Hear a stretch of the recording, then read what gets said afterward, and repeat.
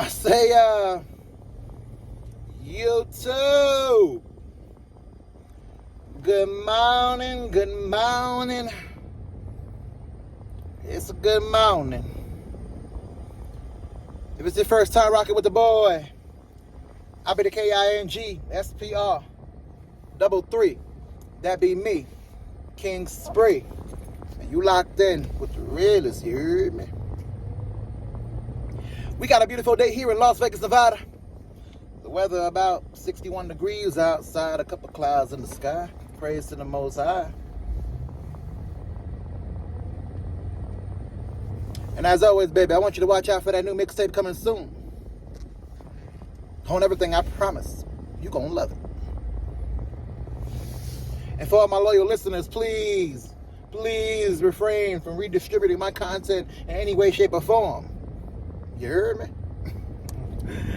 Oh, man. So listen. Headed to the gym right now, doing the health is wealth thing.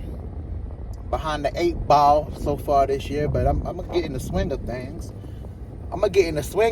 You heard me? So, I was listening to a track by Joe Budden called Who Killed Hip Hop?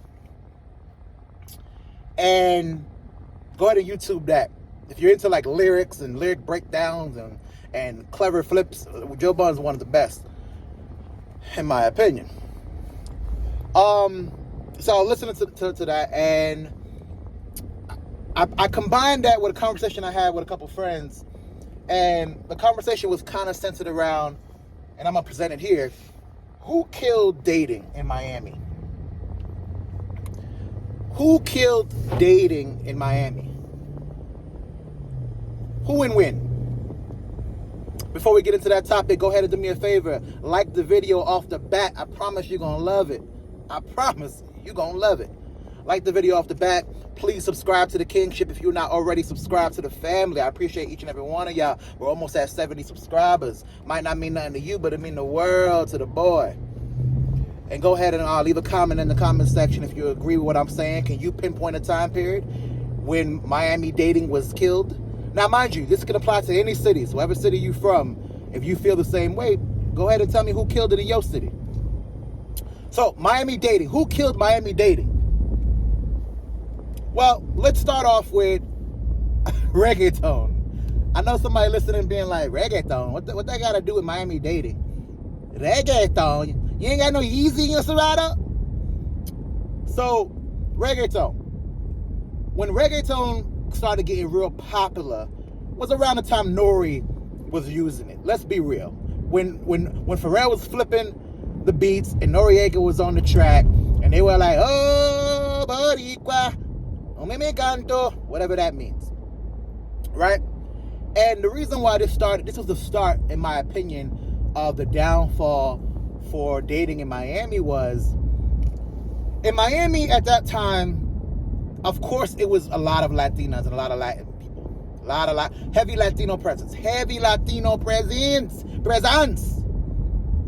But if you cross that bridge, you also know there's another side of Miami that had a lot of us there. Right? Now, I'm not from Miami. Let's not play these games. I'm not from Miami. I was raised in a place called Miramar in my teenage years. And before that, Lauderhill. But my point I'm making is that I frequented Miami enough, and I know guys from Miami enough to remember a time period in which it was kind of divided amongst, you have your Latinos and you got your blacks. And of course you had other races there too. But the predominant ones were your Latinos and your blacks. So as a result, this was around the time that black men were starting to date Latin women at a high frequency. Now, I know for somebody listening, they're like, well, that was always a thing. True. But it didn't really start getting popular with the young boys in the teenage years until J-Lo and Diddy hooked up. And that's another person I think killed dating Miami, but I'll get to that in a second. So when reggaeton got introduced, and for the guys that were old enough to go out, ladies had a they had an option to make. They had a choice to make. And then even as I got older, I realized there was a clear-cut choice for the Latin women. Latin women had to say to themselves when they go out, either A, depending on what stage I'm at in my life, let's say I'm dumb, I see the guy that looks like Romeo Santos, or I see the guy that's like heavy Latin influence, and ain't nothing wrong with that. You be who you gotta be. If I get with him, I know that I will control the relationship. I know that I'm gonna dance the night away. I know that I'm gonna have very controlled fun, and when I bring him home, my parents will like this. But then there's that other guy over there. And this other guy, my friends are talking about a lot. And he don't fit the bill of what my mom and dad would want to see me with. But God, I want to try it. God, I want to try to see what's going on. Can I see what's going on? It's just something about the way he wears his clothes and how he's talking, and the hip hop thing is really hitting my soul lately. And I done took it from 96.5, and I'm listening to 103.5 The Beat, and it's just something about this guy. Well, these ladies had to make a choice, and slowly but surely they started choosing us. Let's not make no mistakes here, kings and queens. I appreciate each and every one of y'all, but I'm going to keep it 100% real with you. The black man is the most powerful, intriguing, great, talented, driven, not superior, but we're the most, we're that in our communities. They try to erase the memory of it and don't teach us the history because they're scared of what we really know. Let's keep it a buck. We're the best. So, as a result, or at least we try to be, as a result, these ladies had to make a choice in Miami. Do I want the guy I can take home and everything's gonna be cool? We get married by 19. No, kids by niños by 19.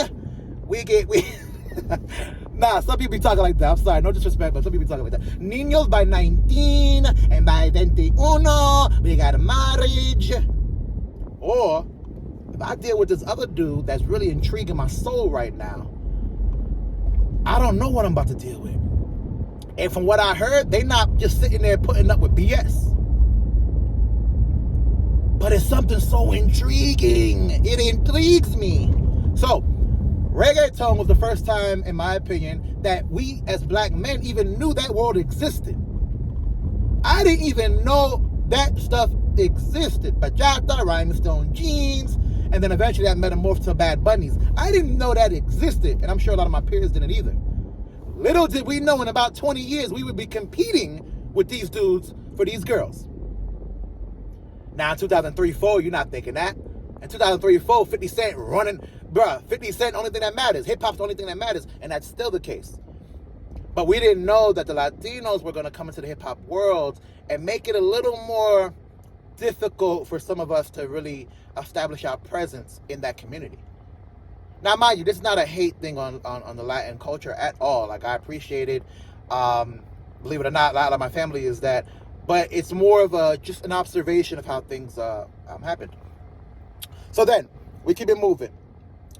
When J-Lo left Diddy, yeah, that's another time span when I thought that the Miami dating scene was killed. And here's why. J-Lo leaving Diddy and going for Ben Affleck, and I think that's how it worked. I'm pretty sure that's how it worked. And now, ironically, doing it again 20 years later, not choosing Diddy and choosing Ben Affleck. What it did was it allowed a lot of Latinos to know and think that, oh, well, the black hip-hop man was fun for a time, but now I gotta grow up. That's what it made a lot of them believe. Now I gotta grow up. And in growing up, I have to put the sidekick down and I gotta grab a BlackBerry, in their opinion.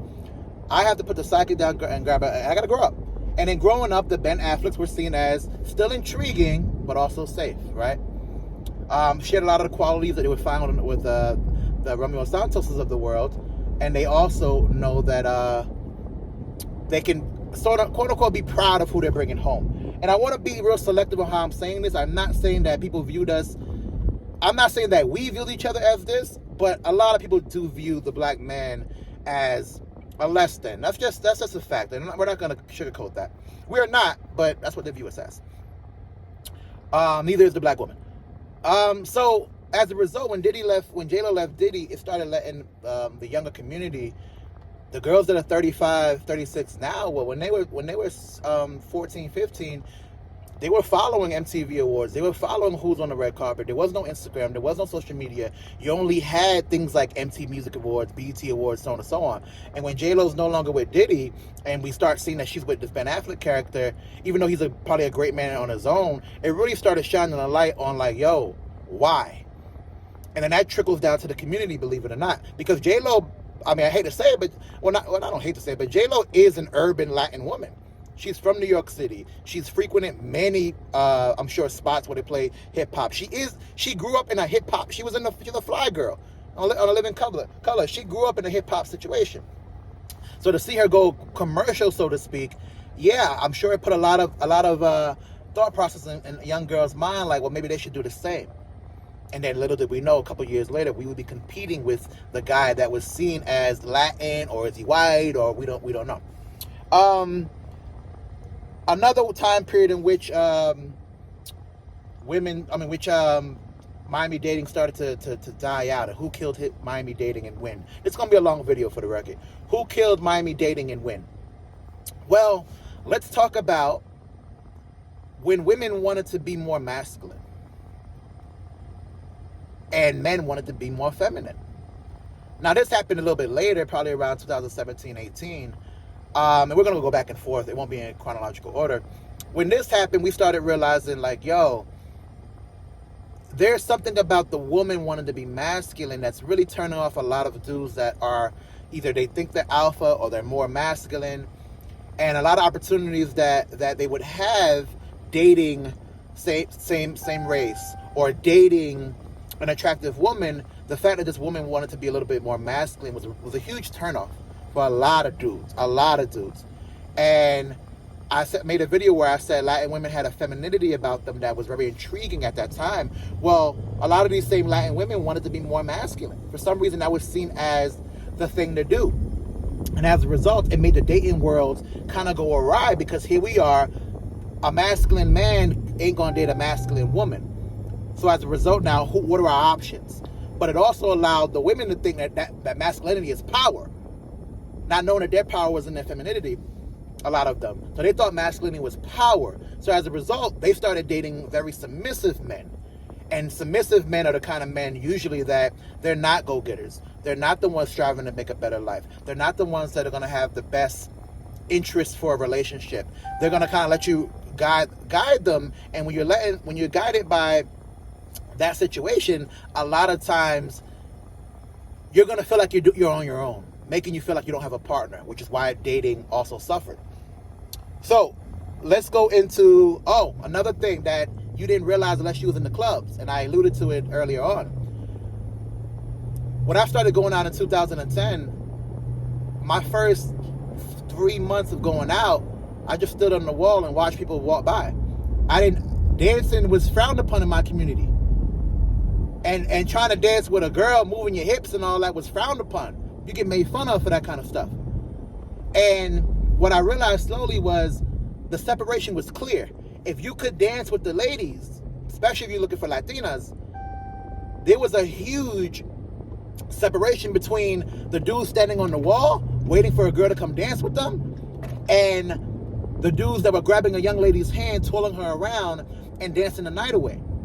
The same black guy that wore the three-piece suit, so to speak, or wore the very nice blazer with the nice jeans and shiny shoes, i.e., here I go, I'm present.